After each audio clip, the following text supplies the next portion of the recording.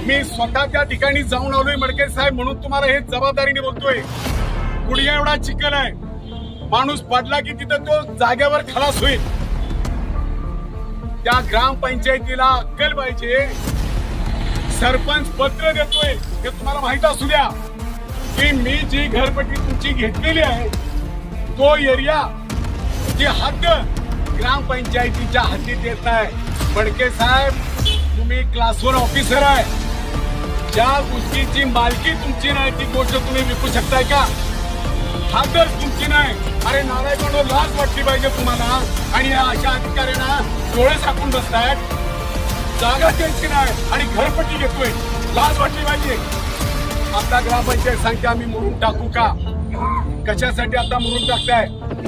ग्रामपंचायतीच्या मिळकतीच्या 15% निधी केवळ मागासवर्गीयांच्यावर खर्च करायचा आहे। याला खर्च तुम्ही मला 5 वर्षामधलं 15वा वित्त आयोग आणि 15% मध्ये सावळी ग्रामपंचायतीने केलेली कामं, कामाचं नाव, कामाचं ठिकाण आणि कुठल्या कॉन्ट्रॅक्टरला ते दिलं, त्या कॉन्ट्रॅक्टरचं लायसन आहे का, या सगळ्या गोष्टी मला तुमच्या पाहिजेत।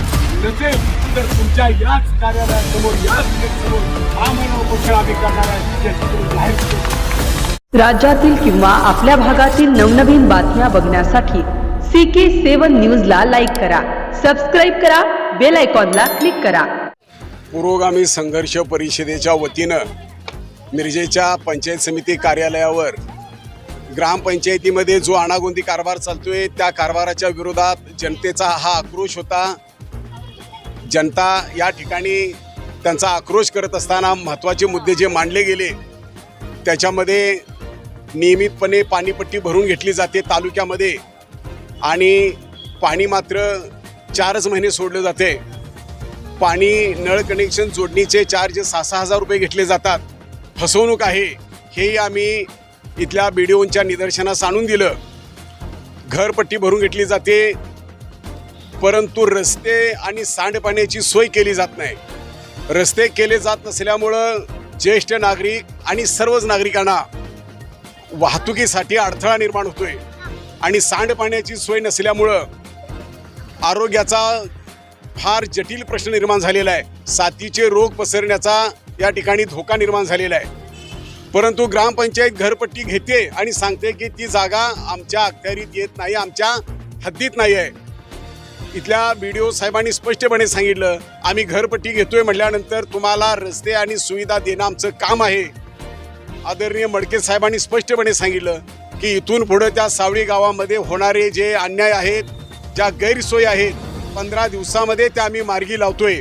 परंतु पुरोगामी संघर्ष परिषदेच्या वतीनं बोलत असताना प्रदेशाध्यक्षा डॉक्टर सुनीता खटावकर मॅडमनी सांगितलं की 15 दिवसामध्ये जर हा मार्ग नाही मोकळा झाला तर आम्ही आमरण उपोषण करणार आहोत या गेटवर।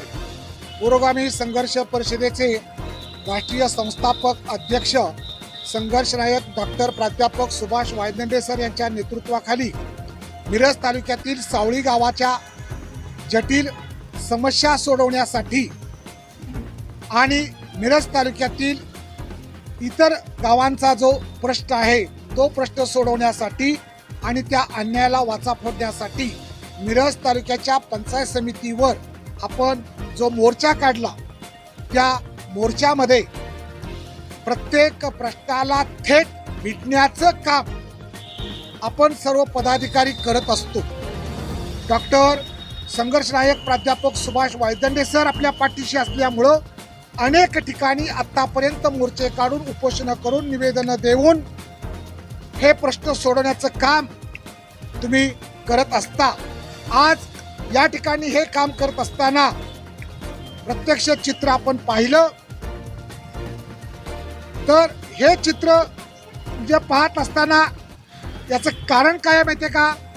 तर नेतृत्व स्वच्छ आहे, पारदर्शी आहे आणि प्रत्येक प्रश्नाला हात कसा घालायचा आणि तो प्रश्न कसा सोडवायचा, अधिकाऱ्याला कसा घाम फोडायचा हे त्यांना चांगलं माहिती असल्यामुळं आज हे आपण सर्वजण मिळून हा मोर्चा यशस्वी केला।